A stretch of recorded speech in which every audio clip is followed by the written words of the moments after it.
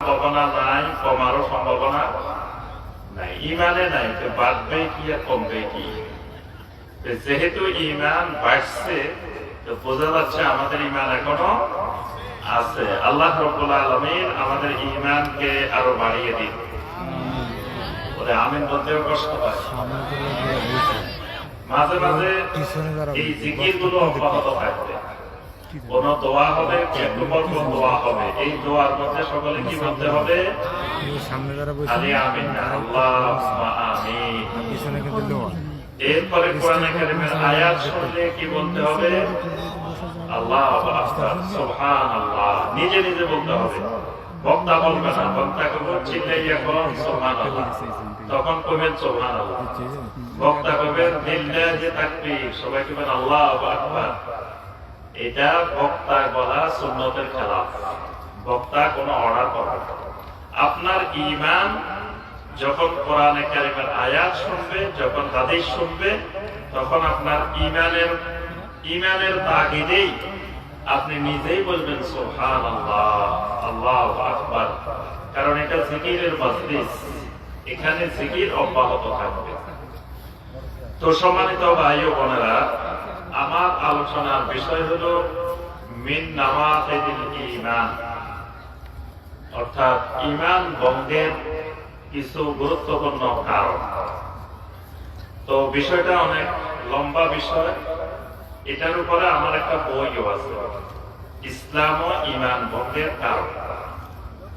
তো এই বিষয়টি বিস্তারিত আলোচনা করতে গেলে আমাদের ফজর পর্যন্ত সময় লাগবে। তো যেহেতু ইনশাআল্লাহ আমাদের সকলের প্রাণ প্রিয় উস্তাদ শায়েখ আব্দুর রাজ্জাক বিন ইউসুফ হাফেজাহুল্লাহ তিনি এসে গেছেন, একটু পরে ইনশাআল্লাহ তিনি আপনাদের সামনে চলে আসবেন। তার আগ পর্যন্তই আমার টাইম। তো অল্প সময়, বেশি সময় পাওয়া যাবে না। এই অল্প সময়ের মধ্যে আমরা ঈমান ভঙ্গের কিছু গুরুত্বপূর্ণ কারণ আলোচনা করেই আমরা আজকের এই ক্লাস শেষ করব ইনশাআল্লাহ। তো আমার ক্লাস হবে একটু ঠান্ডা ক্লাস, এরপরে হবে গরম ক্লাস। কি আগে ঠান্ডা তারপরে গরম, দুইটাই মিক্স হয়ে ইনশাআল্লাহ আমাদের ঈমান বৃদ্ধি করে, ঈমানের উন্নতি করেই বাড়িতে ফিরে যাব ইনশাআল্লাহ। আল্লাহ পাক আমাদেরকে তৌফিক দান করুন। ঈমান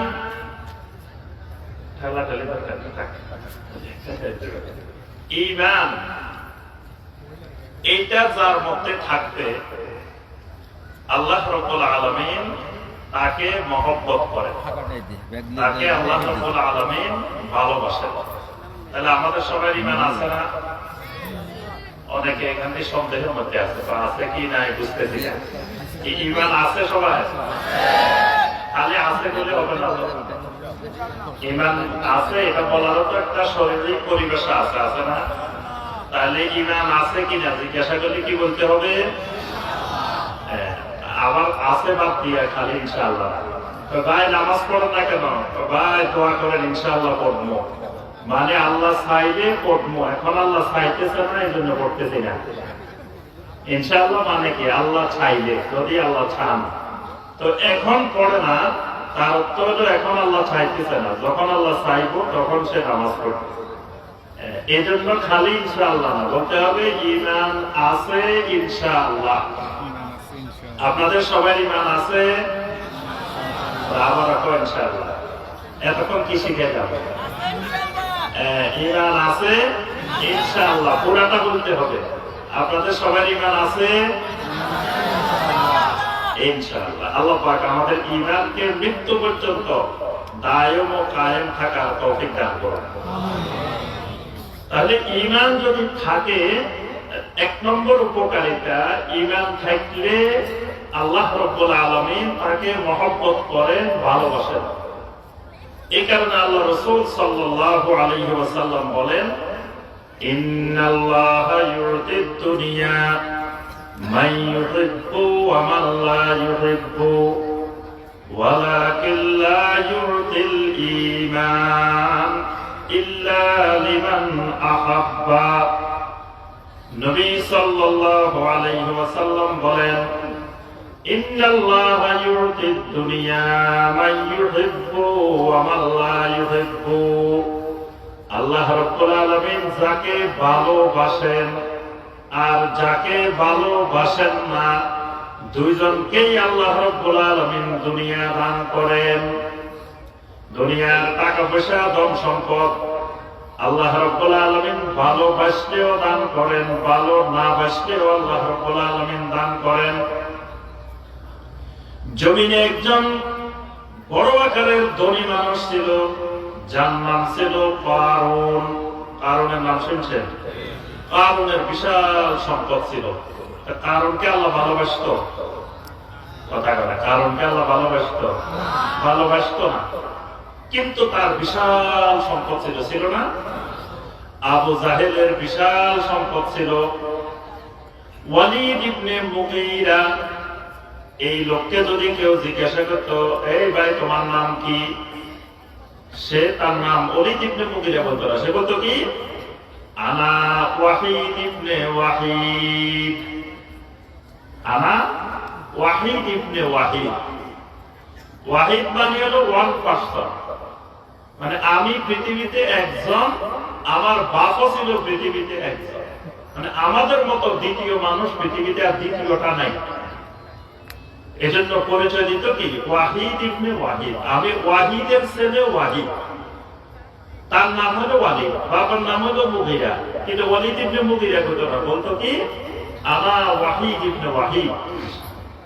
আল্লাহ রাব্বুল আলামিন কোরআনে কারিমে তার কথা বলছেন, ওয়াজারনি ওয়া মান খালাকতু ওয়াহিদা।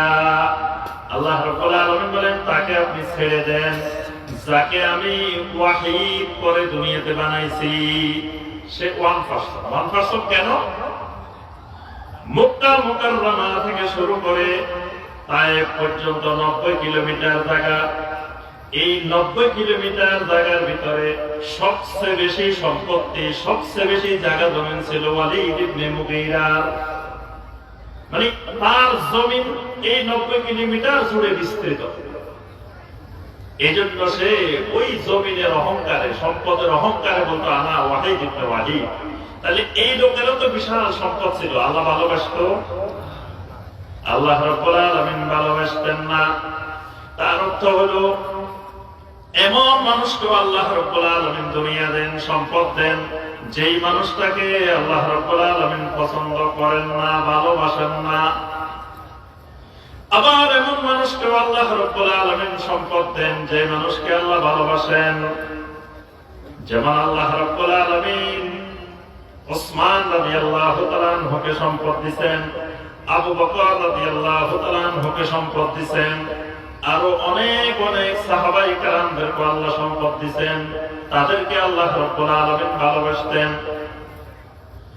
ফেরাউনকে আল্লাহ রাব্বুল আলামিন রাজত্ব দিয়েছেন, নমরুদকে আল্লাহ রাব্বুল আলামিন রাজত্ব দিয়েছেন। এদেরকে আল্লাহ ভালোবাসতেন নাকি?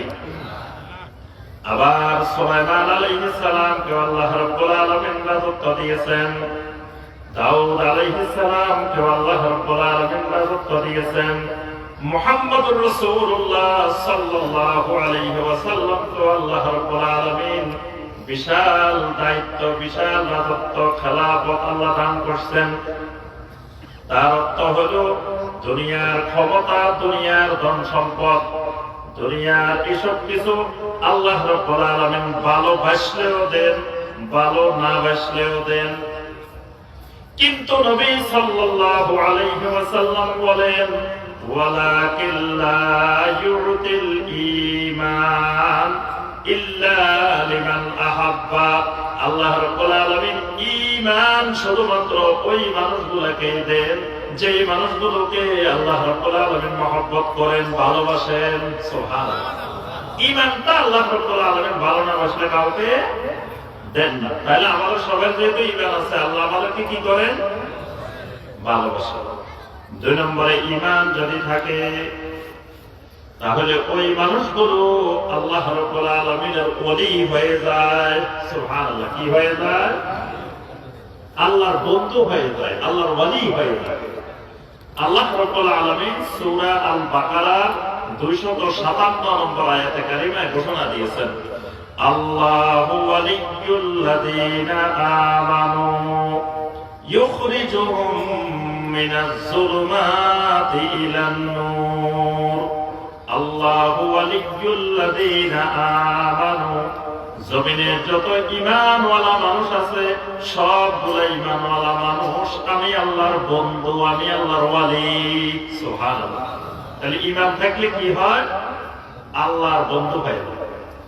ঈমান যদি থাকে কোন মানুষের মধ্যে, এই মানুষটাকে আল্লাহ রাব্বুল আলামিন তাকে জান্নাত দান করেন। সুবহানাল্লাহ। ঈমান থাকলে কি দেন? জান্নাত দেন। এই কারণে কোরআনে কারিমের যত জায়গায় আল্লাহ রাব্বুল আলামিন জান্নাতের কথা বলছেন, প্রথমেই আল্লাহ সুবহানাহু ওয়া তাআলা ঈমানের কথা বলছেন। ঈমান আছে, জান্নাত আছে। ঈমান নাই, তার জন্য কোনো জান্নাত নাই। সূরা আল বাকারা 25 নম্বর আয়াতে কারিমা আল্লাহ রাব্বুল আলামিন ঘোষণা দেন, ওয়াবাশশিরিল্লাযীনা আমানু ওয়া আমিলুস সলিহাতি আন্না লাহুম জান্নাত। যেই মানুষগুলোর কাছে আমানু ঈমান আছে, ওয়া আমিলুস সলিহাত আমলে সালেহ আছে, এই মানুষগুলোকে সুসংবাদ দিয়ে দিন, আন্না লাহুম জান্নাত। এই মানুষগুলোর জন্য আল্লাহ রাব্বুল আলামিন জান্নাত বানায় রাখছেন। সুবহানাল্লাহ। ঈমান আছে, আল্লাহ পাক এদেরকে কি দিবেন? জান্নাত দিবেন। ঈমান আছে যে মানুষগুলোর ভিতরে, এই মানুষগুলোকে আল্লাহ রাব্বুল আলামিন আসমান জমিনের সমস্ত বরকতের দরজাগুলো আল্লাহ তাদের জন্য খুলে দেন। আল্লাহ রাব্বুল আলামিন ঘোষণা করেন, ওয়ালাউ আন্না আহলাল কুরা আমানু ওয়াত্তাকাউ লাফাতাহনা আলাইহিম বারাকাতিম মিনাস সামাই ওয়াল আরদ। এই জনপদের মানুষগুলো, জমিনের মানুষগুলো যদি ঈমানওয়ালা হয়ে যেত, মুত্তাকী হয়ে যেত, আমি আল্লাহ এদের জন্য আসমান আর জমিনের যতগুলো বরকতের দরজা আছে সবগুলো বরকতের দরজা আমি তাদের জন্য খুলে দিতাম। সুবহানাল্লাহ। তাহলে 4 নম্বর উপকার, ঈমান থাকলে আল্লাহ রাব্বুল আলামিন আসমান জমিনের বরকতের দরজা খুলে দিবেন। 5 নম্বরে যদি ঈমান থাকে আল্লাহ রাব্বুল আলামিন ওই মানুষগুলোকে খেলাফত দিবেন। যতক্ষণ পর্যন্ত জমিনে ঈমানওয়ালা হবে না, জমিনের মানুষগুলো ঈমানওয়ালা হবে না, ততক্ষণ যত নির্বাচন হোক, যত কিছুই হোক, আল্লাহ রাব্বুল আলামিন কোনদিন ওই মানুষগুলোকে খেলাফতের মতো নিয়ামত দিবেন না। এজন্য এই দেশে খেলাফত পাইতে হলে যেদিন দেখা যাবে জুমার নামাজের চেয়ে ফজরের নামাজের মুসল্লি বেশি, ওই দিন আল্লাহ এই বাংলার জমিনে খেলাফত দিবেন। এর আগে কোনদিন আল্লাহ রাব্বুল আলামিন বাংলার জমিনে খেলাফত দিবেন না। আপনাদের এই দেশে মনে হয় জুমার থেকে ফজরের মুসল্লি বেশি। কি জুমার মুসল্লি বেশি না ফজরের মুসল্লি বেশি? আল্লাহু আকবার। মসজিদ একটা বানাইছে 3 তলা 4 তলা বিশাল মসজিদ, ফজরের নামাজে একটা তার হয় না। জিজ্ঞেস করলে কি রে ভাই এত বড় মসজিদ বানাইছেন কেন? শায়েখ জানেন না শুক্রবারে কিন্তু জায়গা হয় না। তাহলে মসজিদটা বানাইছেন জুমার মুসল্লির জন্য, এক ওয়াক্তের জন্য। 35 ওয়াক্তে এত বড় মসজিদের প্রয়োজন হয় না। 35 ওয়াক্তের মধ্যে শুধু এক ওয়াক্তের জন্য মসজিদটা বানানো হয়েছে, বাকি ওয়াক্তের সময় এত বড় মসজিদ লাগে না। তাহলে বোঝা যায় এটাও একটা কিয়ামতের আলামত যে মুসলমানেরা জুমার নামাজের জন্য বিশাল বিশাল মসজিদ বানায়, ফজরের নামাজে মসজিদগুলো খালি পড়ে থাকে। অথচ জুমার নামাজের চাইতে ফজরের মুসল্লি হবে বেশি, কারণ জুমার নামাজ দিনের বেলায় মানুষ বেড়াইতে যায়, দোকানে যায়, বিভিন্ন কাজে যায়, কিন্তু ফজরের নামাজের সময় সবগুলো মানুষ বাড়ির মধ্যে ঘরের মধ্যে থাকে। কি দোকান পাট ব্যবসা বাণিজ্য চাকরি বাকরি যা থাকে সব রাত্রে বাড়ি চলে আসে, ফজরের সময় সবগুলো বাড়িতে। তাহলে জুমার থেকে ফজরে মুসল্লি হওয়ার কথা ছিল বেশি। কিন্তু যেই দেশে ফজরে মুসল্লি থাকে না, ওই দেশের মানুষের, ওই দেশের মুসলমানের ঈমানের মধ্যে মুনাফিকি আছে। কি আছে? আল্লাহ রাসূল সাল্লাল্লাহু আলাইহি কথা, এটা আমি ডক্টর ইমাম হোসেনের কথা না। আল্লাহ রাসূল সাল্লাল্লাহু আলাইহি ওয়াসাল্লাম বলছেন, আসকালুস সালাতি আলাল মুনাফিকিন সালাতুল ইশা ওয়া সালাতুল ফজর। মুনাফিকের কাছে সবচাইতে কঠিন নামাজ, ভারী নামাজ এশার নামাজ আর ফজরের নামাজ। তাহলে বোঝা গেল ফজরের নামাজে যে মানুষটা হাজির হতে পারে না, ওই মানুষটার ভিতরে মুনাফিকি আছে। যেই দেশ মুনাফিকে ভরা, সেই দেশের মানুষের আল্লাহ কোনদিন খেলাফত দিবেন না। আল্লাহর ওয়াদা, ওয়া'আদাল্লাহুল্লাযীনা আমানু মিনকুম ওয়া আমিলুস সালিহাতি লা ইস্তাখলিফান্নাহুম ফিল আরদি। আল্লাহ রাব্বুল আলামিনের ওয়াদা, আল্লাহর অঙ্গীকার, যদি জমিনের মানুষগুলো ঈমানওয়ালা হয়ে যায়, যদি মানুষগুলো আমলে সালেহওয়ালা হয়ে যায়, আল্লাহ বলেন খালি খেলাফত দিব না, লা ইস্তাখলিফান্নাহুম, অবশ্যই অবশ্যই তাদেরকে আমি জমিনের খেলাফত দিয়ে দিব। সুবহানাল্লাহ। যে দেশের মানুষ ফজর নামাজে মুসল্লি পাওয়া যায় না, এই এত বড় নিয়ামত আল্লাহ ওই দেশের মানুষের কোনোদিন দিবেন না। তাহলে ঈমান থাকলে উপকারিতা হলো আল্লাহ জমিনে খেলাফতের মতো মহান নিয়ামত আল্লাহ দিবেন। ঈমান যদি থাকে মানুষগুলোর ভিতরে, যেই জমিনের মানুষগুলা হয়ে যাবে ঈমানওয়ালা, ওই মানুষগুলোর ভিতরে আল্লাহ রাব্বুল আলামিন মহব্বত তৈরি করে দিবেন। কারণ ঈমানদারেরা একজন আরেকজনের প্রতি হয়ে যায় রহমশীল। তারা হয় আশিদ্দাউ আলাল কুফফার রুহামাউ বাইনাহুম, তারা হয় নিজেদের মধ্যে রহমশীল, কাফেরের উপরে কঠোর। কিন্তু এখন দেখা যায় মুসলমানের উপরে কঠোর, কাফেরের উপরে রহমশীল। উল্টা হয়ে গেছে। সাহাবায়ে কেরামরা ছিলেন কাফেরদের ব্যাপারে কঠোর, ঈমানদারের ব্যাপারে রহমশীল। এখন দেখবেন এক ঈমানদার আরেক ঈমানদারের উপরে কঠোর, কাফেরের উপরে রহমশীল। এই যে আপনারা ফেসবুকে দেখছেন বিভিন্ন জায়গায়, আপনাদের আশেপাশে গতকাল কোন এক জায়গায়, এখান থেকে কত দূরে জায়গাটা, এই যে কালকে যে মাহফিলে হামলা করছে কিছু সন্ত্রাসী চক্র, ধর্মের নামে কিছু সন্ত্রাসী চক্রতে হামলা করছে, এটা কোন জায়গায়? কাছাকাছি, আপনাদের কাছে না? এই যে দেখেন এই মানুষগুলা, এই সন্ত্রাসীগুলা, ভিডিওর মধ্যে দেখলাম সবগুলা টুপি মাথায় দেওয়া, জুব্বা পরা, দাড়িওয়ালা, পাগড়িওয়ালা, এরকম সন্ত্রাসী যে এই মাহফিলে গিয়ে হামলা চালাইছে।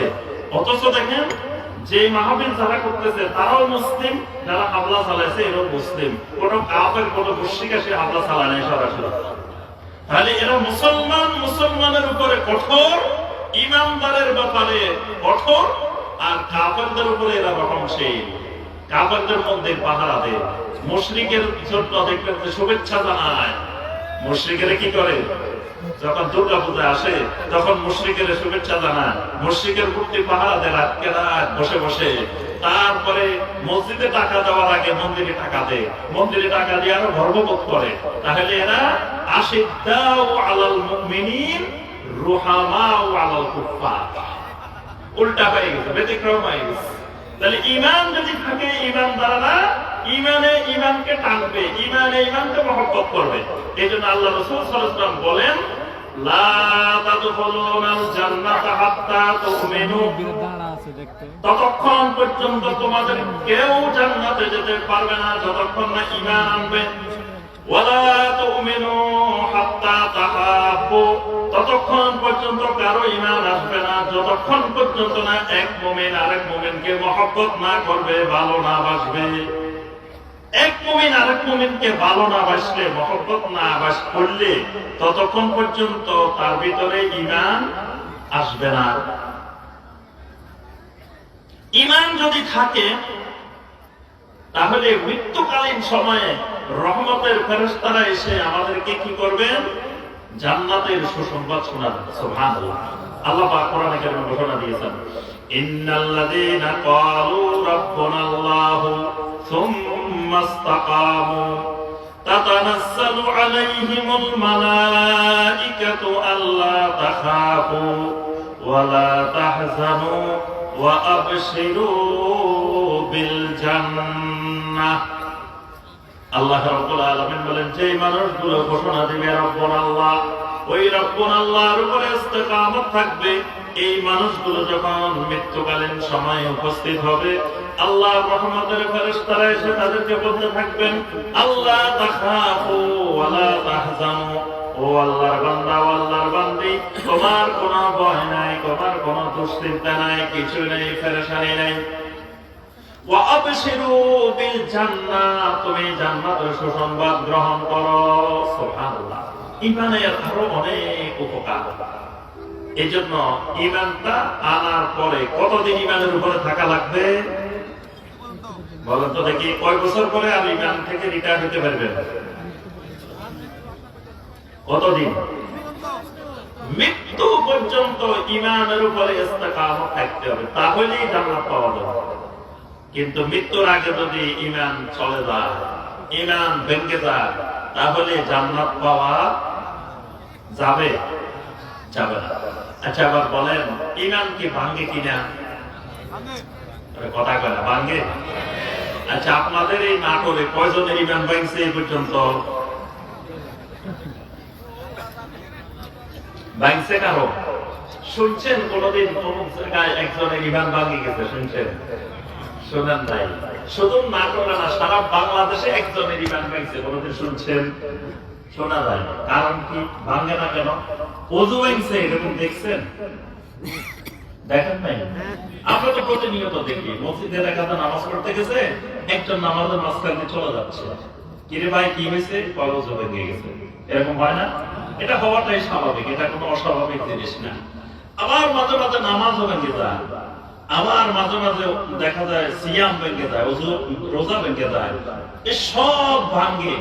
কিন্তু এই বাংলার জমিনে কোনদিন ঈমান ভাঙে না। কারণ কি? কারণটা হলো বাঙালি ঈমান আনছে, কিন্তু ঈমান ভঙ্গের কারণ জানে না। ঈমান কিভাবে ভাঙে ওইটা জানে না, এই কারণে ঈমান তাদের ভাঙে না। কেউ ওযু করছে, ধরেন ওযু করার পরে ওযু কেমনে ভাঙে এটা জানা না, এটা শিখে নাই। তাহলে এই লোক একবার ওযু করলে মোটামুটি আর জীবনে কোনোদিন ওযু ভাঙার সম্ভাবনা নাই। কারণ সে তো জানেই না কেমনে ওযু ভাঙে। তাহলে সে বাথরুমে গেলে ওযু ভাঙবে না, সে যাই করবে কোনো ওযু ভাঙার সম্ভাবনা নাই। কারণ হলো সে জানে না কেমনে ওযু ভাঙবে। ভারতের পশ্চিমবঙ্গের শেখ আব্দুল হামিদ ফাইজি নাম শুনছেন? জি।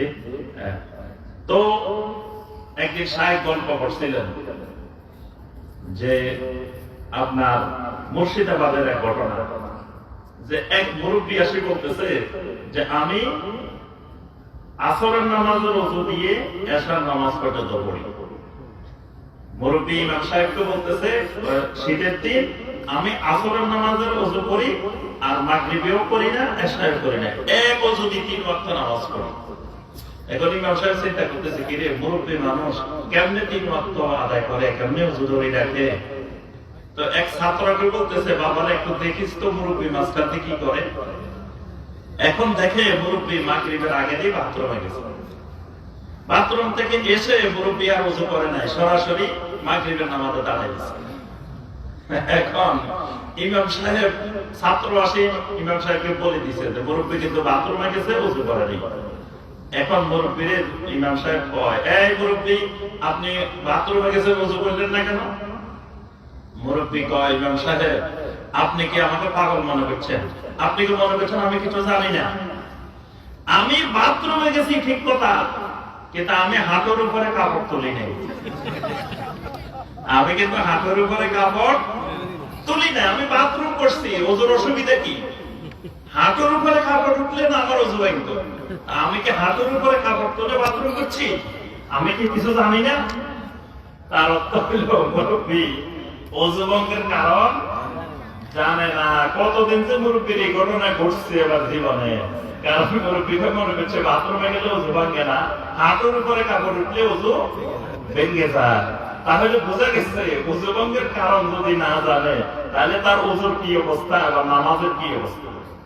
ঠিক একই ভাবে যদি ঈমান ভঙ্গের কারণ কেউ না জানে, তার ঈমান ভাঙ্গি বসে গেছে, কিন্তু সে জানে না যে তার ঈমান ভেঙে গেছে।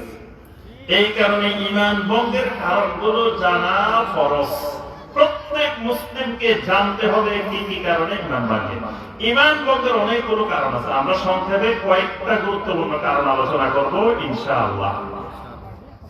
গুরুত্বপূর্ণ একটি ঈমান ভঙ্গের কারণ, মান আবগাদা শাইয়ান মিম্মা জাআ বিহি রাসূল সাল্লাল্লাহু আলাইহি ওয়াসাল্লাম ওয়ালাউ আমিলা বিহি কাফার। রাসূলুল্লাহ সাল্লাল্লাহু আলাইহি ওয়াসাল্লাম যা কিছু আমাদের জন্য নিয়ে এসেছেন, এগুলোর ভিতর থেকে কোন একটা জিনিসকে কোন ব্যক্তি যদি অপছন্দ করে, অর্থাৎ কোরআনে কারিমের প্রথম থেকে শেষ পর্যন্ত যা কিছু আছে এর ভিতর থেকে যদি একটা জিনিসকেও কোন ব্যক্তি অপছন্দ করে, মনের থেকে অপছন্দ করে, সেটা মুখে প্রকাশ করে অথবা করে না, এরকম কোন কিছু অপছন্দ করলে এটার দ্বারা ঈমান ভেঙে যায়, এটার দ্বারা ঈমান ভেঙে যায়। এটা দলিল কি? কোরআনে কারিমের অনেক আয়াতে আল্লাহ পাক বলেছেন। সূরা মুহাম্মদের 9 নম্বর আয়াত আল্লাহ পাক বলেন, যালিকা বিআন্নাহুম কারিহু মা আনসালাল্লাহু ফাআহবাতা আমালুহুম। আল্লাহ রাব্বুল আলামিন বলেন, এটার কারণ হলো তারা আল্লাহ পাক যা নাযিল করেছেন এটাকে অপছন্দ করেছে। অপছন্দ করার কারণে তাদের আমলগুলো সব ধ্বংস হয়ে গেছে, নষ্ট হয়ে গেছে। তাহলে বোঝা যায় আল্লাহর দ্বীনের কোরআন সুন্নাহর যে কোনো একটা জিনিস অপছন্দ করলে ঈমান ভেঙে যায়। কোন ব্যক্তি যদি বলে আমি শরিয়া আইন মানি না, শরিয়া বিশ্বাস করি না, তার ঈমান থাকবে? ঈমান ভেঙে গেছে। সূরা আল জাসিয়ার 18 নম্বর আয়াত আল্লাহ রাব্বুল আলামিন বলেন, সুম্মা জাআলনা আলা শারীআতিন মিনাল আমরি ফাত্তাবিহা সুম্মা জাআলনাকা আলা শারীআতিন মিনাল আমরি ফাত্তাবিহা। আল্লাহ রাব্বুল আলামিন বলেন, ও নবী, আমি আপনার জন্য একটা শরীয়ত নির্ধারণ করছি, একটা শরিয়া নির্ধারণ করছি। ফাত্তাবিহা, অতএব আপনি এই শরিয়ার অনুসরণ করবেন, এই শরিয়া মেনে চলবেন। তাহলে শরিয়া মানা কি? কথা কয় না। শরিয়া মানা কি? ফরজ। কেউ যদি কয় না আমি শরিয়া মানি না, তাহলে তার ঈমান ভেঙে গেছে। যদি কেউ বলে আমি শরীয়তের মধ্যে নাই, আমি এখন মারফতের মধ্যে আছি, আমি এখন তরিকতের মধ্যে আছি, আমি এখন হাকিকতের মধ্যে আছি। দেখবেন অনেকে ঢোল বাদ্য বাজায়, গান বাজনা বাজায়। জিজ্ঞেস করলে কি রে ভাই, গান বাজনা তো ইসলামে হারাম, তুমি ঢোল বাদ্য, গান বাদ্য, দোতারা, সাতারা, পাঁচতারা এগুলা বাজাও কেন? আমি তো শরীয়তে নাই, আমি মারফতের মধ্যে আছি। এটা শরীয়তে জায়েজ নাই, মারফতে জায়েজ। এটাও উপরি কথা। এটা কি কথা? উপরি কথা। ঈমান ভেঙে গেছে। একজন মুসলিম শরীয়তের বাহিরে এক কদম, এক পা রাখার কোন সুযোগ নাই। মৃত্যু পর্যন্ত শরীয়তের উপরে থাকতে হবে। শরীয়তের বাহিরে থেকে ঈমান ভেঙে যাবে। যদি কেউ বলে কোরআনে কারিমের সব আইন ভালো লাগে, ইসলামের সবকিছু ভালো লাগে, কিন্তু আল্লাহ রাব্বুল আলামিন বলতেছেন, ওয়াস-সারিকু ওয়াস-সারিকাতু ফাকতাউ আইদিয়াহুমা জাযাআম বিমা কাসাবা নাকালাম মিনাল্লাহ। চোর এবং চুরিনি, পুরুষ অথবা নারী, যদি চুরি করে প্রমাণিত হয়, সাক্ষী প্রমাণ পাওয়া যায়, পরিমাণ নির্ধারিত হয়, ফাকতাউ আইদিয়াহুমা, তাদের হাত কেটে দাও। একজন যদি কয় না এই হাত কাটার আইন আমার কাছে ভালো লাগে না, ঈমান ভেঙে গেছে। কোন ব্যক্তি যদি বলে, আল্লাহ রাব্বুল আলামিন কোরআনে কারীমের মধ্যে বলছেন, আয-যানিয়াতু ওয়াজ-যানি ফাজলিদু কুল্লা ওয়াহিদিন মিনহুমা মিয়াতা জালদা। যদি কোন নারী বা কোন পুরুষ জিনা করে, ওই জিনাকারী অবিবাহিত হইলে তাকে 100 বেত্রাঘাত করো। আশ-শাইখু ওয়াশ-শাইখাতু ইযা জানায়া ফারজিমুহুমা নাকালাম মিনাল্লাহ, যদি বিবাহিত হয় তাকে পাথর মেরে রজম করে হত্যা করো। কেউ যদি বলে আমার কাছে এই আইন ভালো লাগে না, তার ঈমান ভেঙে গেছে। কোন ব্যক্তি যদি মনে করে ইসলামের সব আইন আমার কাছে ভালো লাগে, কিন্তু পর্দার বিধান, হেজাবের বিধান, পর্দার আইন আমার কাছে ভালো লাগে না, পর্দার মাধ্যমে নারীদেরকে ইসলাম বন্দী করে রেখেছে, ঈমান কথা কেন ঈমান আছে? ঈমান ভেঙে গেছে। ওই পর্দার আইনকে সামান্যতম যদি অপছন্দ করে, ঈমান ভেঙে গেছে। আরেকজনের সামনে বলা হলো বাইরে সব ছাড়েন, আসেন আল্লাহ কি বলছেন, আল্লাহ রসুল কি বলছেন এটা মানি। হয় না, আমি আল্লাহ রসুল দরকার নাই, আমার বাপ দাদা কি করছে এটাই আসল। এই লোকের ঈমান আছে? সূরা আল মায়েদার 104 নম্বর আয়াত। وَإِذَا قِيلَ لَهُمْ تَعَالَوْا إِلَى مَا أَنزَلَ اللَّهُ وَإِلَى الرَّسُولِ, যখন বলা হয় আল্লাহ এবং আল্লাহ রাসূল কি বলছেন এদিকে চলে আসো, কোরআনে কারীম এবং সহিহ হাদিসে কি আছে এটার দিকে আসো। قَالُوا حَسْبُنَا مَا وَجَدْنَا عَلَيْهِ آبَاءَنَا, তখন বলে ওঠে আমাদের বাপ-দাদারা, মুরব্বীরা, আকাবেরেরা, ইমামেরা যা বলছে এটাই আমাদের জন্য যথেষ্ট, কোরআন হাদিস আমাদের দরকার নাই। ঈমান আছে? ঈমান ভেঙে গেছে। আপনি বললেন শুনেন, আল্লাহ রাসূল সাল্লাল্লাহু আলাইহি ওয়াসাল্লাম বলছেন ইদা দাখালা আহাদুকুমুল মাসজিদ ওয়ালা ইয়াজলিস হাত্তা ইউসাল্লিয়া রাকাতাইন, যখন তুমি মসজিদে প্রবেশ করবা 2 রাকাত সালাত আদায় করার আগে তোমার বসা যাবে না। আল্লাহ রাসূলের হাদিস আপনার সামনে দেওয়া হলো, আপনি বলেন না ঠিক আছে হাদিসে আছে, তবে এটা আমাদের মাযহাবে নাই। এটা হাদিসে আছে কিন্তু আমাদের মাযহাবে এটা নাই। তাহলে তার অর্থ হলো আপনি হাদিসকে অপছন্দ করছেন। এই হাদিসকে অপছন্দ করার কারণে ঈমান ভেঙে যায়। হাদিস অপছন্দ করার কারণে কি হয়? ঈমান ভেঙে যায়। হাদিসের সামনে দুনিয়ার কোন ঈমানকে দাঁড় করানোর সুযোগ নেই। এজন্য ইবনে আব্বাস রাদিয়াল্লাহু তাআলা আনহু বলেন ইউশিকু আন তানসিলা আলাইকুম হিজারাতুম মিনাস সামা। ইবনে আব্বাস রাদিয়াল্লাহু তাআলা আনহুমা হাদিস শোনালেন, ক্বালা রাসূলুল্লাহ সাল্লাল্লাহু আলাইহি ওয়াসাল্লাম, আল্লাহ রাসূল সাল্লাল্লাহু আলাইহি ওয়াসাল্লাম এটা বলছেন। একজন আসে বলে আমাদেরকে তো আবু বকর এটা বলছে, ওমর এটা বলছে। ইবনে আব্বাস রাদিয়াল্লাহু তাআলা আনহুমা বললেন আমার আশঙ্কা হচ্ছে তোমাদের উপরে পাথরের বৃষ্টি নাযিল হবে, আসমান থেকে পাথরের বৃষ্টি নাযিল হবে। কারণ আমি তোমাদেরকে বললাম আকুলু লাকুম ক্বালা রাসূলুল্লাহ সাল্লাল্লাহু আলাইহি ওয়াসাল্লাম, আমি বললাম আল্লাহর রাসূল সাল্লাল্লাহু আলাইহি ওয়াসাল্লাম এটা বলছেন, আর তোমরা বলতেছো আকুলুনা ক্বালা আবু বকর হাকাযা ওমর হাকাযা, ওমর এটা বলছে আবু বকর এটা বলছে। আমার রাসূলের সামনে আবু বকর আর ওমরের কথাও গ্রহণযোগ্য না। আল্লাহ রাসূলের সহিহ হাদিসের সামনে আবু বকর ওমরকেও দাঁড় করানোর কোনো সুযোগ নেই। সেই জায়গায় আমি যদি কোনো ইমামকে দাঁড় করাই তাহলে ওই ইমান ভেঙে যাবে। তাহলে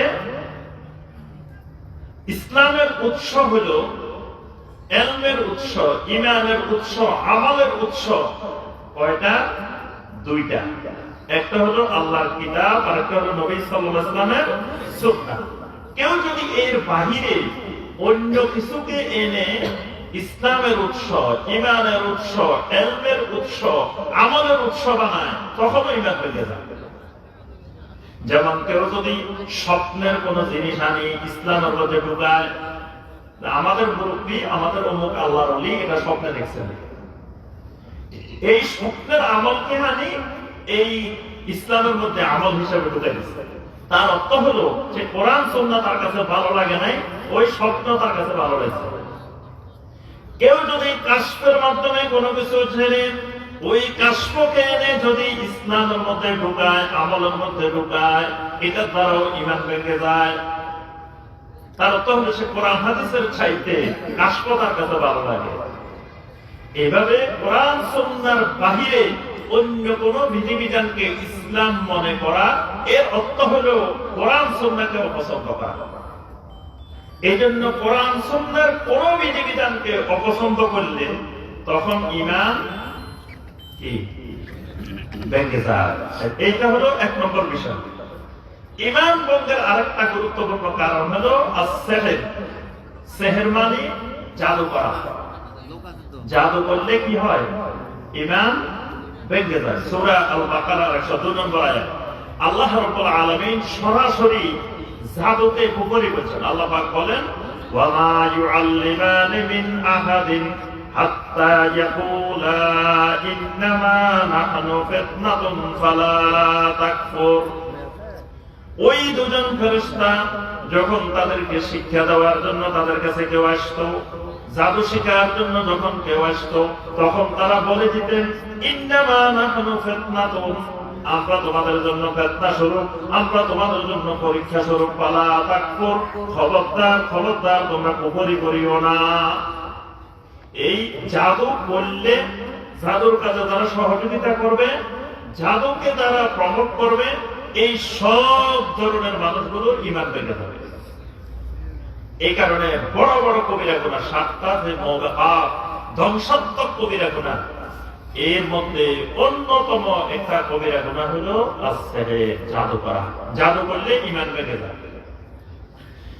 ঈমান ভঙ্গের আরেকটি গুরুত্বপূর্ণ কারণ, মান ইস্তাহজা বিশাইয়্যিন মিন দীনির রাসূল সাল্লাল্লাহু আলাইহি ওয়াসাল্লাম, আল্লাহ রাসূল সাল্লাল্লাহু আলাইহি ওয়াসাল্লাম যেই দ্বীন আমাদের সামনে নিয়ে এসেছেন, এই দ্বীনের কোন একটা বিষয় নিয়ে ঠাট্টা বিদ্রূপ করা, হাসি তামাশা করা, দ্বীনের যে কোনো বিষয়, যে কোনো একটা বিষয় নিয়ে কেউ যদি হাসি তামাশা করে, ঠাট্টা বিদ্রূপ করে, এই ঠাট্টা বিদ্রূপ, হাসি তামাশার দ্বারা ঈমান ভেঙে যায়। আল্লাহ রাব্বুল আলামিন সূরা তাওবার ৬৫ এবং ৬৬ নম্বর আয়াতে কারিমায় বলেন, কুল আবিল্লাহি ওয়া আয়াতিহি ওয়া রাসূলিহি কুনতুম তাস্তাহজিউন লা তা'তাযিরু ক্বাদ কাফারতুম বা'দা ঈমানিকুম। আল্লাহ রাব্বুল আলামিন বলেন, রাসূল আপনি তাদেরকে বলে দেন, তোমরা কি আল্লাহকে নিয়ে, আল্লাহর আয়াত নিয়ে, আল্লাহর রাসূলকে নিয়ে তোমরা ঠাট্টা বিদ্রূপ করেছো? লা তা'তাযিরু, কোন উযর আপত্তি নাই। কাদ কাফারতুম বা'দা ঈমানিকুম, ঈমান আনার পরে তোমরা কাফের হয়ে গেছো, তোমাদের ঈমান শেষ। তাহলে আল্লাহর কোন বিধান, নবী সাল্লাল্লাহু আলাইহি ওয়াসাল্লামের কোন সুন্নাহকে নিয়ে যদি কেউ ঠাট্টা বিদ্রূপ করে, হাসি তামাশা করে, ঈমান ভেঙে যাবে। কেউ যদি মনে করে দাড়ি রাখলে মানুষটারে সুন্দর দেখা যায় না, দাড়ি নিয়ে ঠাট্টা বিদ্রূপ করে, হাসি তামাশা করে, পর্দা নিয়ে, বোরকা নিয়ে হাসি তামাশা করে, ইসলামের কোন একটা বিধান নিয়ে যদি কেউ হাসি তামাশা করে, ঈমান সাথে সাথে ভেঙে যায়। এমনকি যদি কেউ নবী সাল্লাল্লাহু আলাইহি ওয়াসাল্লামের সুন্নাহ, যেমন বুকে হাত বাঁধা, যুগে যুগে আইম্মায়ে কেরাম হাত বাঁধার ব্যাপারে ইখতিলাফ করেছেন, কিন্তু কোনদিন হাত বাঁধা নিয়ে ঠাট্টা বিদ্রূপ করেন নাই। যদি কেউ বলে বুকে হাত বাঁধা এটা আম্মাওয়ালা নামাজ, এটা লেডিস মার্কা নামাজ, এই যে নবী সাল্লাল্লাহু আলাইহি ওয়াসাল্লামের একটা সুন্নাহকে ঠাট্টা করার কারণে তার ঈমান ভেঙে গেছে। কারণ এই বুকে হাত বাঁধা হাদিস দ্বারা প্রমাণিত না। কি কোন প্রমাণিত কিনা? যদি প্রমাণিত হয়, যদি সহিহ হাদিসের মধ্যে থাকে, এই হাদিসের একটা আমলকে নিয়ে, আমার রাসূলের একটা আমলকে নিয়ে যদি কেউ ঠাট্টা করে, বিদ্রূপ করে, হাসি তামাশা করে, পায়ের সাথে পা লাগানো নিয়ে যদি কেউ ঠাট্টা বিদ্রূপ করে, মঞ্চের মধ্যে দাঁড়ায় দাঁড়ায় যদি হাসি তামাশা করে, অভিনয় করে, যদি কেউ রাফুল ইয়াদাইনকে ঠাট্টা বিদ্রূপ করে কোনো কথা বলে, এই বিষয়গুলো নিয়ে ঠাট্টা বিদ্রূপ করাটাও ঈমান ভঙ্গের একটা কারণ। তিনি যত বড় মুফতি সাহেব, যত বড় মুহাদ্দিস, যত বড় মুফাসসির হন না কেন, ঈমান ভাঙার ক্ষেত্রে মুফতি মুহাদ্দিস মুফতির আলাদা কোনো বিধান নাই। যেই হোক, নবী সাল্লাল্লাহু আলাইহি ওয়াসাল্লামের কোন সুন্নাহ নিয়ে, কোন ইসলামের বিধান নিয়ে, সেটা ফরজ হোক ওয়াজিব হোক,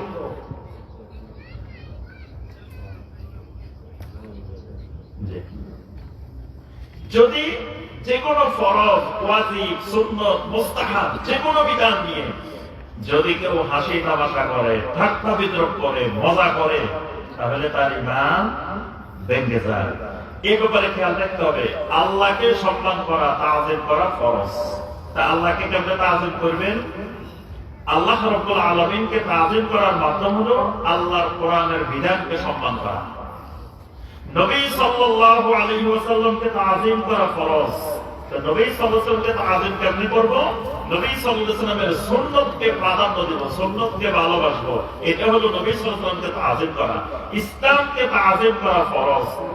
এরপরে উলামায়ে কেরামকে তাজিম করা ফরজ। অর্থাৎ আল্লাহর শাআয়ের, আল্লাহর নিদর্শন জমিনে যা কিছু আছে, এই সব কিছুকে তাজিম করা, সম্মান করা ফরজ। এই সম্মানের ক্ষেত্রে যদি কেউ অসম্মান করে, এটা ঈমান ভঙ্গের একটি গুরুত্বপূর্ণ কারণ। আরেকটি ঈমান ভঙ্গের গুরুত্বপূর্ণ কারণ, মান জাআলা বাইনাহু ওয়া বাইনাল্লাহি ওয়াসাইত ইয়াদউহুম ওয়া ইয়াতাওয়াক্কালু আলাইহিম। যদি কোনো ব্যক্তি আল্লাহর মাঝে আর তার মাঝে যদি মধ্যস্থতাকারী নির্ধারণ করে, এটাও ঈমান ভঙ্গের একটি কারণ। মানে আমার মাঝে আর আল্লাহ রাব্বুল আলামিনের মাঝে, দুইয়ের মাঝখানে যদি একজন ব্যক্তিকে ঠিক করে নি যে উনি আমার মাঝে আর আল্লাহর মাঝে যোগাযোগ করাই দিবে, এরকম একটা মধ্যস্থতাকারী কোন ব্যক্তিকে যদি ঠিক করি, এটাই ঈমান ভঙ্গের একটা কারণ। কারণ আরবের মুশরিকেরা যখন মূর্তি পূজা করত, নবী সাল্লাল্লাহু আলাইহি ওয়াসাল্লাম তাদেরকে জিজ্ঞাসা করলেন, তোমরা এই মূর্তির ইবাদত করো কেন? আরবের মুশরিকেরা অনেকগুলো উত্তর দিয়েছে, তার মধ্যে গুরুত্বপূর্ণ কয়েকটা উত্তর। এক নম্বর উত্তর সূরা জুমারের 3 নম্বর আয়াত। আরবের মুশরিকেরা বলতেছেন, ওয়াল্লাযীনা ইত্তাখাযু মিন দুনিহি আউলিয়া মা না'বুদুহুম ইল্লা লিয়ুকাররিবুনা ইলাল্লাহি যুলফা। আমরা যে মূর্তিগুলো বানাইছি, এগুলো কোনো খারাপ মানুষের মূর্তি বানাই নাই, সবগুলো আল্লাহর ওলিদের মূর্তি, নবীদের মূর্তি, দিনদার মানুষের মূর্তি। আমরা যদি এগুলোর ইবাদত করি, ইল্লা লিয়ুকাররিবুনা ইলাল্লাহি যুলফা, এরা আমাদেরকে আল্লাহ রাব্বুল আলামিনের মুকাররাবিন বানাই দিবে, আল্লাহর নিকটবর্তী করে দিবে, আল্লাহর নৈকট্য প্রাপ্ত বান্দা বানাই দিবে। অর্থাৎ আমি যদি সারা জীবনে ইবাদত করি, আল্লাহর মুকাররাবিন হতে পারবো না, এদের মাধ্যমে যাওয়া লাগবে। এটা কার কথা? এটা কাফেরদের কথা, মুশরিকদের কথা। কারণ তারা মনে করত যে আল্লাহ কি আমাদের সবাইকে চিনে? আল্লাহ আপনাদের সবাইকে চিনে কিনা? কথা কথা চিনে না মনে হয়। আল্লাহ সবাইকে চিনেন? ওই মানুষ মনে করে যে আল্লাহ মনে হয় সবাইকে চিনে না। যেমন এলাকার এমপি সাহেব সবাইকে চিনে না। এখন এমপি সাহেবের কাছে যাইতে হলে এলাকায় যারা চিনে এমপি সাহেব, তাকে সাথে করে নিয়ে গেলে এমপি সাহেবের কাজটা তাড়াতাড়ি করে দিবে। তো মনে করে আল্লাহ মনে হয় এরকম আমাদের সবাইকে চিনে না। ওই এলাকার যিনি পীর সাহেব আছে, ওনারে খালি আল্লাহ চিনে, আর বাকি মানুষের আল্লাহ চিনে না। তাহলে আল্লাহরে পাইতে হলে ওই উনার মাধ্যমে গেলে তারপরে আল্লাহকে পাওয়া যায়। এইটা শিরক, এটা কাফেরদের কথা, মুশরিকদের কথা। এই চিন্তাধারা কেউ পোষণ করলে তার ঈমান ভেঙে যায়। আবার তারা মনে করতো আরবের মুশরিকরা এই মূর্তিগুলোর ইবাদত করলে এরা কিয়ামতের ময়দানে আমাদের জন্য সুপারিশ করবে।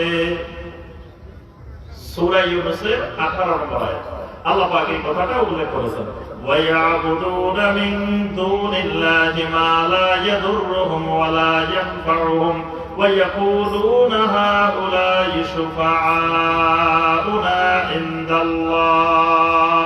তারা বলতো এরা আমাদের জন্য আল্লাহ রাব্বুল আলামিনের কাছে শাফাআত করবে, সুপারিশ করবে। এখন কেউ যদি মনে করে আমি কবরে গেলে মুনকার নকিরের প্রশ্নগুলো আমার পীর সাহেব হুজুরে দিয়ে দিবে, আমি যাওয়ার আগে আমার মুর্শিদ কবরে হাজির, মুনকার নকির আসার আগে আমার মুর্শিদ কবরে কি হয়ে যাবে? হাজির হয়ে যাবে। কেউ যদি মনে করে কিয়ামতের ময়দানে আমার মুর্শিদ আমার পীর সাহেব আমার জন্য ট্রেন নিয়ে, বাস নিয়ে, লঞ্চ নিয়ে, জাহাজ নিয়ে, বিভিন্ন জিনিস নিয়ে বসে থাকবে, আমি খালি গিয়ে কিয়ামতের ময়দানে উঠে যাব, খালি উঠবো আর জান্নাতে চলে যাব, এই বিশ্বাস যদি কেউ পোষণ করে, ওই মুশরিকদের বিশ্বাস আর তার বিশ্বাসে কোনো পার্থক্য নাই, তার ঈমান ভেঙে যাবে। এটাও ঈমান ভঙ্গের একটা কারণ।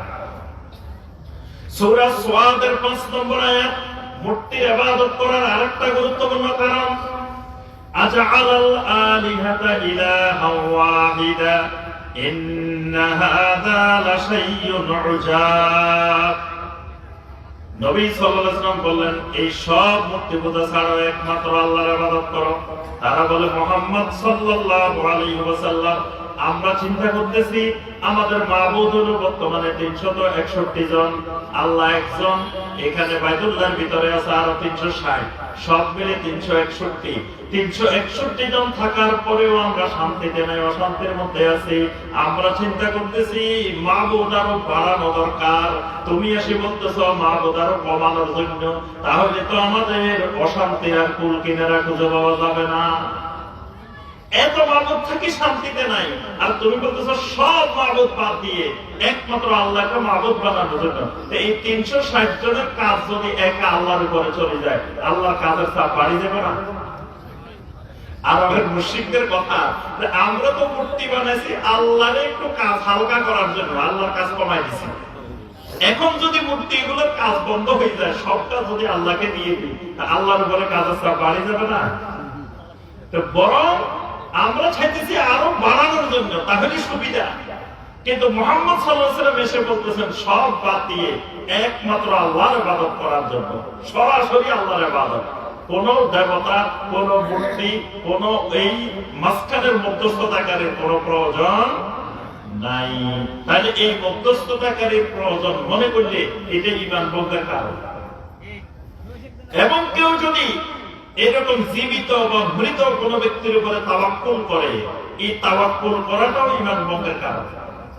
যদি কেউ মনে করে আমি এখানে যাইতেছি, আমার পীর সাহেব কবরের থেকে দেখে আছে, আমি কোন বিপদে পড়লে ডাক দেবে আসে উদ্ধার করে ফেলবে, এটা কিসের কারণ? ঈমান ভঙ্গের কারণ। সম্মানিত ভাই ও বোনেরা, আজকে যে মাহফিল দস্তানাবাদ মাঝিপাড়া ঈদগাহের উন্নতি করবে মাহফিল, তো এই ঈদগাহটার উন্নতি করা দরকার আছে কি নাই? দরকার আছে। এই ঈদগাহের উন্নতি হলে আমাদের সবাই ঈমান আমলের উন্নতি হবে। দেখেন আজকে কি সুন্দর আলহামদুলিল্লাহ একটা মাহফিলের আয়োজন করছেন। এরকম প্রতি বছর এখানে মাহফিলের আয়োজন হবে। আমাদের সম্মানিত শায়েখরা আসবেন, বড় বড় উলামায়ে কেরাম আসবেন, আলোচনা করবেন, আমাদের ঈমান আমলের উন্নতি হবে। এলাকার ভাইদের, এই অঞ্চলের তাদের সালাত আদায়ে সুবিধা হবে। তাহলে ঈদগাহের উন্নতি করা দরকার আছে, আছে না? ঈদগাহের উন্নতির মাধ্যমে আমাদেরও উন্নতি হবে। এই ঈদগাহের সহযোগিতায় যদি আমরা কিছু সহযোগিতা করি, as-সাদাকাতু তুতফিউল খাতিয়াত, এর মাধ্যমে আল্লাহ রাব্বুল আলামিন আমাদের গুনাহগুলোকে দূর করে দিবেন। সুবহানাল্লাহ। এর মাধ্যমে আল্লাহ রাব্বুল আলামিন আমাদের জন্য as-সাদাকাতু বুরহানুন, কিয়ামতের ময়দানে এই সাদাকা একটা দলিল হয়ে যাবে আমাদের সম্মুখে। সুবহানাল্লাহ। এরপরে এই সাদাকা কিয়ামত পর্যন্ত আমাদের জন্য সাদাকায়ে জারিয়া হয়ে যাবে। এজন্য সম্মানিত ভাই ও বোনেরা, একটু পরে আমাদের সম্মানিত সাহেব এসে যাবেন, তার আগেই আমাদের ভাইয়েরা আছেন, স্বেচ্ছাসেবক ভাইয়েরা, ওনারা এখন আপনাদের কাছে যাবেন। সবাই আমরা একটু পকেটে হাত দেওয়ার চেষ্টা করব, যার পক্ষে যতটুকু সম্ভব তিনি ততটুকু আমরা সহযোগিতা করব ইনশাআল্লাহ। রাজি আছি তো? যাতে কোনো বিঘ্ন না ঘটে, আমাদের আলোচনা শোনার তো যাতে বিঘ্নতা না হয়, মনোযোগ থাকবে এইদিকে।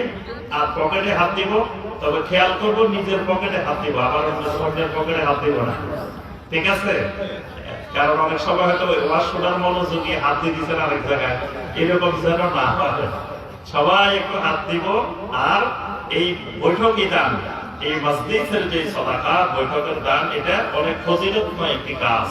তারপর আস্তে আস্তে এই কাজটাও করব, আমরা আলোচনা করব। এরপরে আসেন আরেকটা ঈমান ভঙ্গের কারণ, মাল্লাম ইউকাফিরুল মুশরিকিন আও শাক্কা ফি কুফরিহিম আও সাহহাহা মাযহাবাহুম।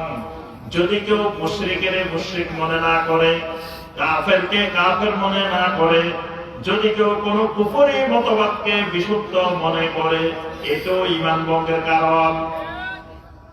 কাফেরকে কাফের মনে করা ফরজ, মুশরিককে মুশরিক মনে করা ফরজ, এবং কুফরি মতবাদকে, শিরকি মতবাদকে কুফরি মতবাদ মনে করা ফরজ।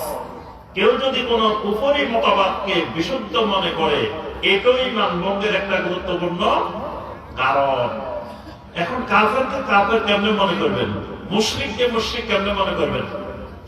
কাফেরকে কাফের মনে করার মাধ্যম হলো, কাফেরকে মুশরিককে কোনদিন অন্তর থেকে মহব্বত করা যাবে না, ভালোবাসা যাবে না। মুশরিক যদি আমার বাপও হয়, মুশরিক যদি আমার ভাইও হয়, মুশরিক যদি আমার নিকটাত্মীয় হয়, তবুও মুশরিককে অন্তর থেকে মহব্বত করা যাবে না। অন্তরের থেকে ওয়াদা করা, মহব্বত করা যাবে না। ইব্রাহিম আলাইহিস সালাম, তার আব্বা কাফের। ইব্রাহিম আলাইহিস সালামের স্বয়ং আব্বা কাফের। ইব্রাহিম আলাইহিস সালাম বাবাকে লক্ষ্য করে বলছেন, وَإِذْ قَالَ إِبْرَاهِيمُ لِأَبِيهِ آزَرَ أَتَتَّخِذُ أَصْنَامًا آلِهَةً إِنِّي أَرَاكَ وَقَوْمَكَ فِي ضَلَالٍ مُبِينٍ। ইব্রাহিম আলাইহিস সালাম বাবা আযরকে লক্ষ্য করে বললেন, বাবা, আতাত্তাখিযু আসনামান আলিহা, আপনারা মূর্তিকে মাবুদ বানাইছেন, সুতরাং আপনারা শিরিক করছেন। আমি স্পষ্ট রূপে দেখতে পাচ্ছি আপনিও গোমরাহির মধ্যে আছেন, আপনার জাতি, আপনার কওমও সুস্পষ্ট গোমরাহির মধ্যে আছে। বাবা কুফরি করছে, বাবা শিরিক করছে। ইব্রাহিম আলাইহিস সালাম বাবাকে সরাসরি বলছেন যে বাবা, আপনি গোমরাহির মধ্যে আছেন, দালালের মধ্যে আছেন।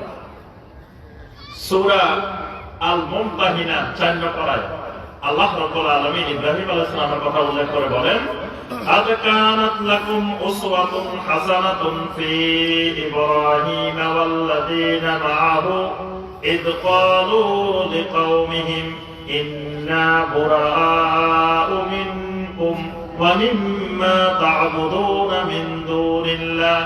ইব্রাহিম আলাইহিস সালাম তার কওমকে লক্ষ্য করে বলেন, ও আমার জাতি, ইন্না বুরাআউ মিনকুম, আমরা তোমাদের সাথে চিরদিনের জন্য সম্পর্ক বিচ্ছিন্ন করে দিলাম। ওয়া মিম্মা তা'বুদুনা মিন দুনিল্লাহ, তোমরা আল্লাহকে ছাড়া যত বাতিল মাবুদের ইবাদত করো তাদের সাথেও সম্পর্ক বিচ্ছিন্ন করে দিলাম।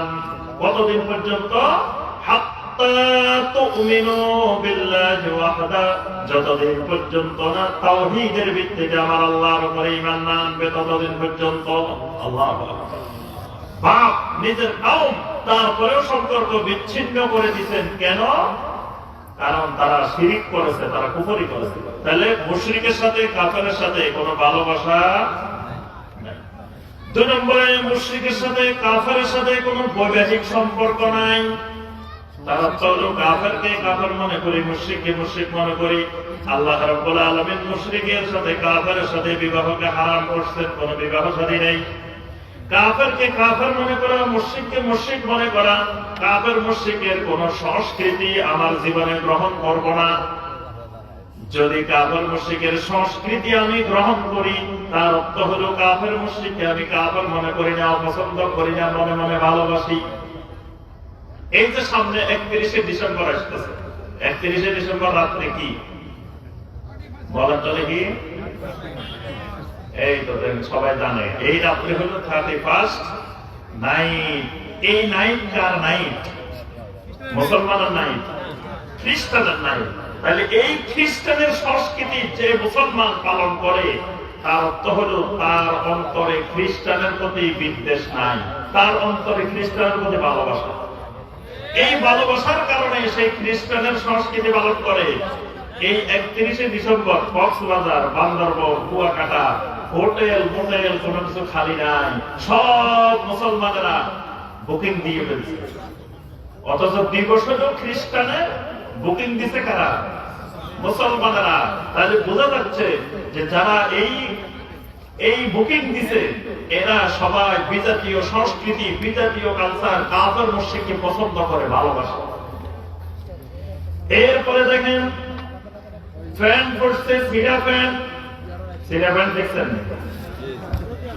অনেক টাকা দিয়ে সিরা ফ্যান কিনে, এখান দিয়ে সিরা, এখান দিয়ে সিরা, বিভিন্ন জায়গা দিয়ে সিরা দেখছেন। আমি আগে মনে করতাম অভাবের কারণে মনে হয় ছিঁড়ে গেছে, তারপরেও সিরা প্যান্ট পরে, টাকা নাই, কিনতে পারতেছে না।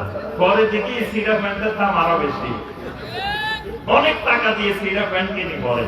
কারণ কি? ওই কাফের মুশরিকেরা সিরা প্যান্ট পরে, এটা তার কাছে ভালো লাগে। তাহলে কাফের মুশরিকের এই সংস্কৃতি ভালো লাগা মানে সে কাফের মুশরিককে অপছন্দ করে না, পছন্দ করে। এই পছন্দ করাটা ঈমান ভঙ্গের কারণ। কাফের মুশরিককে পছন্দ করা এটা ঈমান ভঙ্গের কারণ। আল্লাহ রাসূল সাল্লাল্লাহু আলাইহি ওয়াসাল্লাম বলেছেন, মান তাশাব্বাহা বিকাউমিন ফাহুয়া মিনহুম। যেই ব্যক্তি সংস্কৃতির দিক থেকে যে জাতির সাথে সাদৃশ্য পোষণ করবে, কিয়ামতের ময়দানে সে তাদেরই অন্তর্ভুক্ত হবে। সুবহানাল্লাহ, নাউযুবিল্লাহ। সূরা আল মায়েদার 51 নম্বর আয়াতে কারিমা আল্লাহ রাব্বুল আলামিন ঘোষণা দেন, ইয়া আইয়ুহাল্লাযীনা আমানু লা তাত্তাখিযুল ইয়াহুদা ওয়ান নাসারা আউলিয়া বা'দুহুম আউলিয়াউ বা'দ ওয়া মান ইয়াতাওয়াল্লাহুম মিনকুম ফাইন্নাহু মিনহুম। আল্লাহ পাক বলেন, খবরদার ইহুদি নাসারাদেরকে তোমরা বন্ধু হিসেবে গ্রহণ করিও না। ওয়া মান ইয়াতাওয়াল্লাহুম মিনকুম, তোমাদের মধ্যে যারা তাদেরকে ভালোবাসবে, বন্ধুত্ব হিসেবে গ্রহণ করবে, ফাইন্নাহু মিনহুম, সে ওই ইহুদিদের, খ্রিস্টানদের সাথে অন্তর্ভুক্ত হয়ে যাবে। আব্দুল্লাহ ইবনে ওমর রাদিয়াল্লাহু তাআলা আনহু বলেন, বিজাতীয় সংস্কৃতি যারা পালন করবে, হুশরা মাআহুম ইয়াউমাল কিয়ামাহ, কিয়ামতের দিন তাদের সাথে তাদের হাসর হবে। তাহলে সিরা প্যান্টকে যারা ভালোবাসে তাদের হাসর হবে কার সাথে? ওই খ্রিস্টানের সাথে। 35 নাই যারা ভালোবাসে তাদের হাসর হবে ওই খ্রিস্টানের সাথে। এরপরে হাফ প্যান্ট পরে পরে যুবক ঘুরে, এই হাফ প্যান্ট পরা যুবকের হাসর হবে মুশরিকের সাথে, কুফফারের সাথে। দোকানে চুল কাটতে গেছে, চতুর্পাশে কতগুলো চুলের কাটিং আছে, স্টাইল আছে, আছে না? জিজ্ঞেস করে কোনটার মতো কাটবেন, কত নম্বরটা কাটবেন। অনেক দোকানের নম্বরও তো থাকে, কয় নম্বর কাটিং দিবেন। এই যে যাদের কাটিং গুলো দিচ্ছেন এগুলো সব কাফের মুশরিকের খেলোয়াড়, কাফের মুশরিক, এগুলার গায়ক নায়ক, বিভিন্ন ধরনের মানুষ। ওই মানুষগুলোর চুলের কাটিং দেখে দেখে যেই যুবক চুলের কাটিং দিচ্ছে, এই যুবকের হাসরও হবে ওই মানুষগুলোর সাথে। আল্লাহ পাক হেফাজত করুক। যদি ওই মুশরিকগুলোর সাথে তার কিয়ামতের দিন হাসর হয়, তাহলে তার অবস্থাটা কেমন হয়ে যাবে? এই জন্য যত রকমের বিজাতীয় সংস্কৃতি, যারা দেখা যায় জন্মদিন পালন করে, বার্থডে পালন করে, এই বার্থডে মুসলমানের সংস্কৃতি নাকি? খ্রিস্টানদের বার্থডে কি বছরে কয়টা হয়? একটা। এখন নাকি বছরে 2টা হয়। বার্থডে এখন বছরে 2টা হয়। দেখবেন কেকের দোকানে গেলে কিছু কেক আছে অর্ধেক। আমি জিজ্ঞেস করলাম এগুলো অর্ধেক কেন? ওরে সাহেব, আপনারা তো এই জগতের খবর রাখেন না, এখন বার্থডে কিন্তু একবার হয় না, বছরে 2বার হয়। 1 বছর পূর্ণ হলে ফুল কেক, আর 6 মাস হলে হাফ কেক। 6 মাসের কেক হলো হাফ, অর্ধেক করা, আর 1 বছর হইলে এগুলা ফুল। তাহলে দেখেন মানুষ বিজাতীয় সংস্কৃতিকে ভালোবাসতে বাসতে এমন জায়গায় নিয়ে গেছে, একেবারে চূড়ান্ত পর্যায়ে নিয়ে গেছে। তারপর দেখবেন আমার মা বোনেরা রাস্তায় যখন বের হয়, এই প্রচন্ড শীতের দিন, কনকনে শীত, কিন্তু মানুষ শীতে কাটতেছে, কিন্তু সামান্য হালকা কাপড় পরে অনেক মা বোনেরা রাস্তায় ঘুরে ফিরে করতেছে। আসারাই হলো। তাহলে এই সংস্কৃতিটা, এটাও বিজাতীয় সংস্কৃতি, মুশরিকের সংস্কৃতি, কাফেরের সংস্কৃতি। এই সংস্কৃতি যারা গ্রহণ করবে, এই সংস্কৃতিকে ভালোবাসবে, তাদেরও কি হবে? ঈমান ভঙ্গের এটাও একটা কারণ। এরপরে আপনার যদি যত কুফরি মতবাদ আছে এই কুফরি মতবাদকে কুফরি মনে করতে হবে। কোন কুফরি মতবাদকে যদি কেউ ইসলামী মনে করে তাহলেও তার ঈমান ভেঙে যাবে। তাহলে বলেন যে কি ধর্ম নিরপেক্ষতাবাদ এটা ইসলামী মতবাদ না কুফরি মতবাদ? গণতন্ত্র ইসলামী মতবাদ, কি মতবাদ? আচ্ছা, জাতীয়তাবাদ এটা ইসলামী মতবাদ, এটা কি মতবাদ? কুফরি মতবাদ। এই জাতীয় সমাজতন্ত্র, অমুকতন্ত্র, তমুকতন্ত্র, যত রকমের তন্ত্র আছে এগুলো কি মতবাদ? কথা কয় না, এগুলো মনে হয় সবাই ভালোবাসে মনে হয়। কি এগুলো কি মতবাদ? কুফরি মতবাদ। তাহলে কুফরিকে কুফরি মনে না করলে, কুফরি মতবাদকে সঠিক মনে করলে ঈমান কি হয়? ভেঙে যায়। আলহামদুলিল্লাহ আমাদের ওস্তাদ চলে আসছেন, ইনশাআল্লাহ শায়েখ এখন আলোচনা করবেন। তো আমরা আলোচনা আমি আর দীর্ঘায়িত করবো না, ইনশাআল্লাহ আমরা তখন অধীর আগ্রহে অপেক্ষা করতেছি শায়েখের জ্ঞান গর্ব আলোচনা শোনার জন্য। ইনশাআল্লাহ শায়েখের থেকে আমরা নসিহত শুনবো। আল্লাহ রাব্বুল আলামিন আমাদের ঈমানকে মৃত্যু পর্যন্ত সংরক্ষণ করা, ঈমান নিয়ে কবরে যাওয়া, ঈমানের হেফাজত করা আল্লাহ পাক আমাদেরকে তৌফিক দান করুন। ঈমান ভঙ্গের যত কারণগুলো আছে এই কারণগুলো জেনে আমাদেরকে এই কারণগুলো থেকে বেঁচে থাকার তৌফিক দান করুন। আল্লাহ রাব্বুল আলামিন এই দস্তানাবাদ মাঝিপাড়ার ভাই বোনদেরকে আল্লাহ পাক কবুল ও মঞ্জুর করে নেন। আল্লাহ রাব্বুল আলামিন এই এলাকার উপরে রহমত নাযিল করুন। আমিন ইয়া রাব্বাল আলামিন। আসসালামু আলাইকুম ওয়া রাহমাতুল্লাহি ওয়া বারাকাতুহু। আলহামদুলিল্লাহ, এতক্ষণ আমরা অত্যন্ত মূল্যবান বক্তব্য শুনলাম। এখন একটা ছোট্ট কথা, এই বক্তব্যের মূল বিষয় ছিল ঈমান ভঙ্গের কারণ। যেগুলো আমরা শুনলাম প্রত্যেকেই নিজ নিজ নিজ নিজ নিজের উপরে প্রয়োগ করে দেখো যে এই লক্ষণ বলে কারণগুলো আমার মধ্যে আছে কিনা। যদি থাকে তাহলে সেখান থেকে তওবা করে ফিরে আসবো ইনশাআল্লাহ। তো সম্মানিত শায়েখ আমাদের মাঝে উপস্থিত, আপনারা আল্লাহর জন্য শায়েখকে ভালোবেসে এখানে উপস্থিত হয়েছেন, এটাই তো। তাহলে শায়েখের বক্তব্য শুনি নাই এর আগে ইউটিউবে বলেন আর ফেসবুকে বলেন, এমন কেউ তো এখানে নাই, আমার মনে হয় কেউ নাই। তো শায়েখের বক্তব্য যাতে সুন্দর সুষ্ঠুভাবে উপস্থাপন করা সম্ভব হয়, যে জন্য শায়েখ যেগুলো পছন্দ করেন না সেগুলো আমরা করব না। যারা দাঁড়িয়ে আছি অবশ্যই বসে পড়বো। আর মায়েদের এখানে জায়গার একটু সমস্যা হয়েছে, সামনে জায়গা আছে, আপনারা সামনে গিয়ে এগিয়ে বসেন। আরেকটা কথা, আমরা তাও অনেকে দাঁড়িয়ে আছি। প্রথম বক্তা বললেন যে বসে মাহফিল শোনা সুন্নাহ, তাহলে সুন্নাহর পরিপন্থী কাজ হয়ে যাচ্ছে, তারা দাঁড়িয়ে শুনছি। আমাদের প্রথম চ্যাপ্টার, দ্বিতীয় চ্যাপ্টার শেষ, ফাইনাল চ্যাপ্টারে আমরা এসেছি। আপনারা কি প্রস্তুত? আমার মনে হচ্ছে এখনো আমরা প্রস্তুত হতে পারি নাই, কেননা এখনো যে হাঁটছে অনেকে কথা বলছে, কোনো হাঁটা চলা হবে না, কোনো কথা হবে না। রেডি রেডি মানে রেডি, রেডি মানে রেডি, কোনো কথা চলবে না। ওই যে ওখানে দেখছি হাঁটছেন, একদম রেডি হবেন, কোনো নড়াচড়া চলবে না। ইনশাআল্লাহ রেডি? তাহলে আলহামদুলিল্লাহ।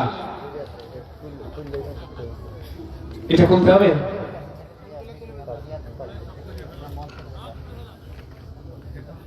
আপনারা কথা বলেন না, কাজ হয়ে যাবে, হয়ে যাবে ইনশাআল্লাহ। ওখানে সাউন্ড মাইক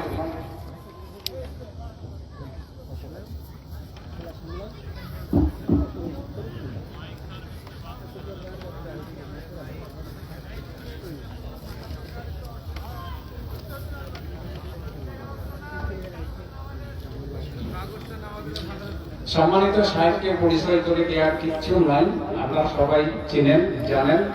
তবে শায়েখের বক্তব্য শুনতে হলে কিভাবে থাকতে হয় আমরা সবাই জানি, আমরা সেইভাবেই থাকবো।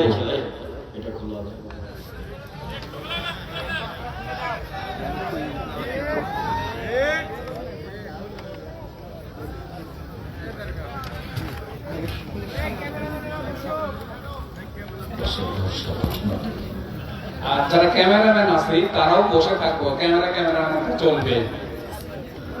যারা আসছেন কষ্ট করে সাহিত্যকে ভালোবেসে সাহিত্যের বক্তব্য শোনার জন্য, তাদেরকে আমরা সুযোগ করে দেব, এটাও একটা ইবাদত।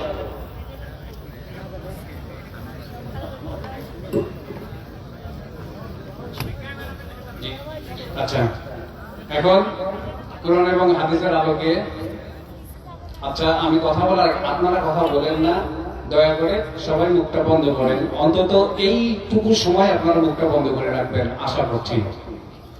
সম্মানিত শায়েখ আব্দুর রাজ্জাক বিন ইউসুফ হাফিজাহুল্লাহ, চেয়ারম্যান নিগ্রাস ইসলামিক রিসার্চ ফাউন্ডেশন, মহাপরিচালক আল জামিয়া আস সালাফিয়া বাংলাদেশ, সম্মানিত শায়েখ, আসসালামু আলাইকুম।